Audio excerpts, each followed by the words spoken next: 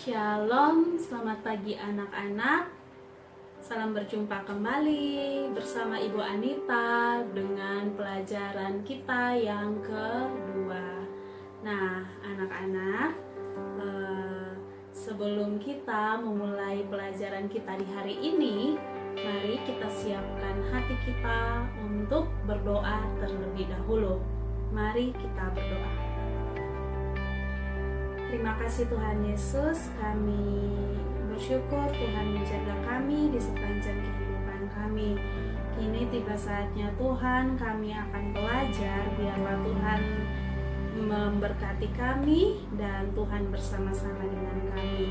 Terima kasih Tuhan Yesus, dalam nama Tuhan Yesus kami telah berdoa. Amin. Oke, anak-anak, hari ini kita akan masuk pada bab yang ke-9. Tetapi sebelumnya Ibu mau bertanya dulu.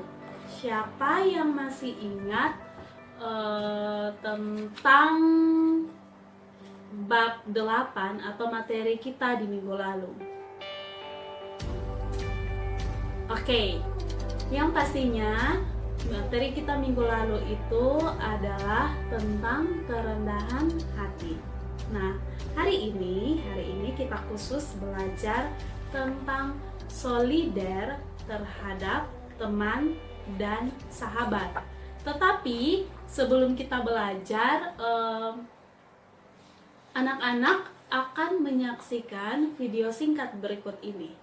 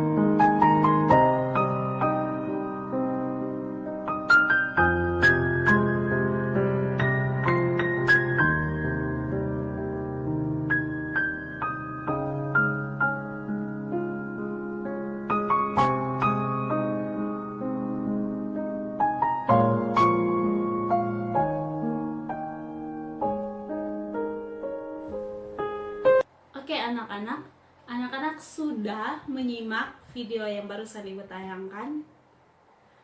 Nah, kira-kira menurut anak-anak dari bacaan, dari video yang barusan ditayangkan itu, kira-kira apa kaitannya bersama dengan bacaan Alkitab yang sempat Ibu share kemarin? Nah,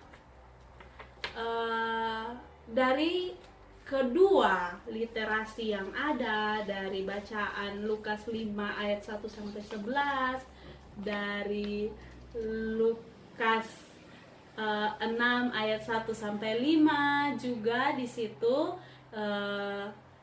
memberitahukan kita semua, memberitahukan ibu dan juga memberitahukan anak-anak bahwa hari ini khususnya kita akan belajar tentang solider terhadap teman dan sahabat. Nah, solider terhadap teman dan sahabat ini terambil dari bacaan kita yang sempat Ibu share kemarin, dari Lukas 5 ayat 1-11, kemudian Lukas 6 ayat 1 dan ayatnya yang kelima. Nah, anak-anak, tujuan pembelajaran kita pada hari ini yaitu setelah proses pembelajaran ini berlangsung, maka anak-anak diharapkan mampu untuk menyebutkan makna solidaritas dengan tepat. Makna solidaritas dengan tepat, dan mampu menjelaskan bagaimana cara membangun hubungan pertemanan dan persahabatan dengan tepat dan benar. Oke, itu dua tujuan setelah proses pembelajaran ini berlangsung. Nah, anak-anak, kita langsung saja pada inti materi kita di hari ini. Yang pertama, siapa yang di sini atau siapa yang dia di rumah mempunyai teman, mempunyai sahabat?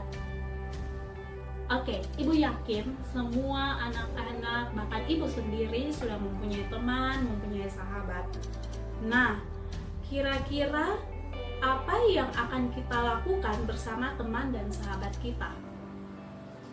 Dan kira-kira teman atau sahabat itu apa sih?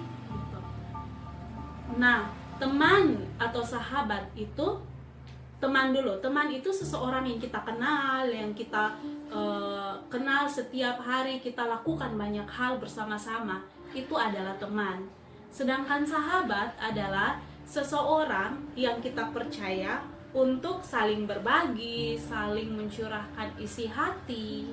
Itu adalah teman. Nah, kalau begitu, apa yang dimaksud dengan solidaritas? Nah, anak-anak, solidaritas berarti solidaritas yaitu berbela rasa terhadap sesama. Dalam arti di mana anak-anak atau ibu guru menunjukkan empati dan simpati terhadap sesama. Ingat, ada perbedaan antara empati dan simpati.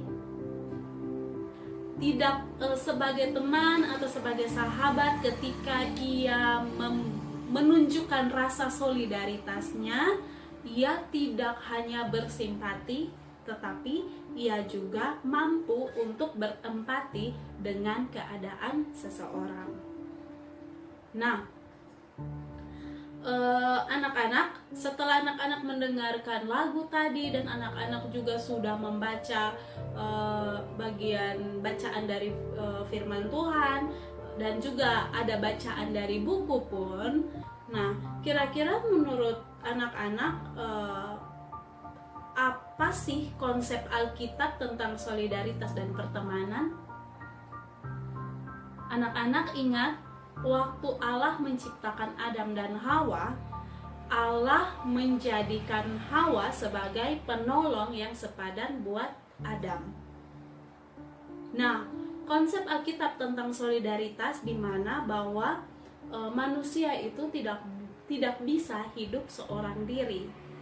Dan ketika manusia tidak bisa hidup seorang diri, Allah melihat itu, maka Allah memberikan penolong.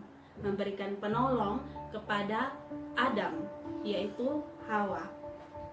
Dan di sini artinya bahwa tidak hanya Adam dan Hawa yang diberikan penolong, tetapi kita juga diberikan penolong yang sama. Misalnya anak-anak di rumah mempunyai penolong atau mempunyai teman-teman yang bisa saling tolong menolong, atau mempunyai teman yang bisa membangun rasa solidaritas yang tinggi. Karena ibu yakin bahwa masa remaja adalah masa di mana anak-anak lebih banyak mempunyai teman, mempunyai sahabat, lebih banyak untuk bergaul dengan teman dan sahabat. Oke? Yang kedua, manusia makhluk individu dan sosial. Individu dan juga sosial. Benar, kita manusia itu adalah sebagai seorang pribadi, dia juga sebagai seorang diri, dan manusia juga itu sebagai dirinya sendiri. Tetapi di dalam kesendiriannya itu, manusia membutuhkan orang lain. Manusia membutuhkan orang lain untuk saling menopang atau saling hidup dengan bersama-sama. Nah, itu merupakan konsep di mana manusia adalah makhluk individu sekaligus makhluk sosial. Nah, anak-anak, kira-kira dari penjelasan ibu yang singkat ini, apa yang anak-anak dapat dari penjelasan tersebut? Makna dari solidaritas dalam kehidupan kita semua, yaitu di mana dalam kebersamaan itu kita mampu untuk menjadi seseorang yang mampu untuk menolong orang lain. Jangan pernah melihat orang susah dan kemudian kita membiarkan dia larut dalam kesusahannya. Tetapi ketika kita mempunyai solidaritas yang tinggi, maka kita akan mampu untuk menjadi seorang sahabat buat teman kita. Seperti contoh Yesus dalam Lukas pasal 6 ayat 1 sampai 5, di situ orang-orang Farisi atau ahli-ahli Taurat menentang Yesus ketika Yesus menolong sesamanya di waktu hari Sabat. Mereka mengatakan bahwa mengapa Yesus menolong sesamanya pada hari Sabat? Tetapi Yesus mengatakan bahwa ketika hari Sabat pun ternyata Yesus mempunyai rasa solidaritas yang tinggi sehingga ia mampu untuk menolong sesamanya. Nah, itu menjadi teladan penting dalam kehidupan kita, dalam kehidupan ibu guru, dalam kehidupan anak-anak. Kita mencontohi teladan Yesus bahwa dalam kondisi apapun itu, kalau bisa kita tolong sesama kita, kenapa tidak? Gitu. Nah, itu yang harus menjadi menjadi makna dalam kehidupan kita, sehingga kita pegang itu menjadi pegangan dalam kehidupan kita. Berbuat baiklah selagi kita masih bisa untuk berbuat baik. Nah, anak-anak, mungkin itu merupakan penjelasan singkat dari ibu pada hari ini.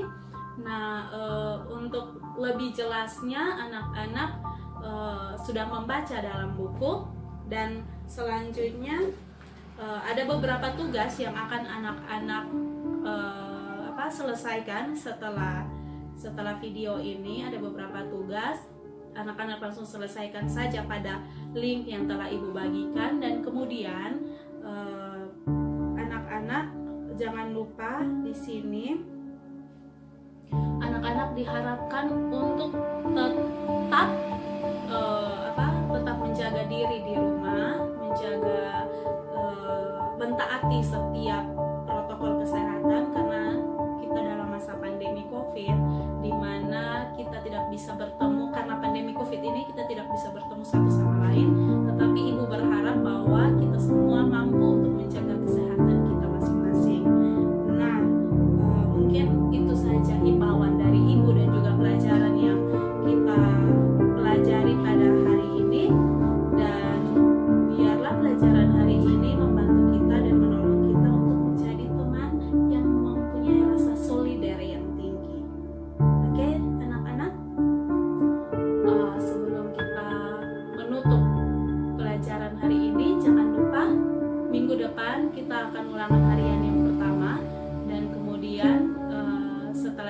akan lanjutkan dengan pelajaran berikutnya. Oke, selanjutnya mari kita menghadap Tuhan dalam doa. Terima kasih Tuhan, kami sudah belajar hari ini. Biarlah Tuhan tetap memberkati kami di sepanjang kehidupan kami. Dan biarlah Tuhan tetap menolong anak-anak yang ada di rumah sekarang, yang sementara belajar bersama-sama dengan orang tua di rumah. Terima kasih Tuhan Yesus, dalam nama Tuhan Yesus kami telah berdoa.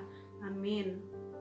Oke anak-anak, sampai jumpa di minggu depan dengan ulangan harian yang pertama. Shalom.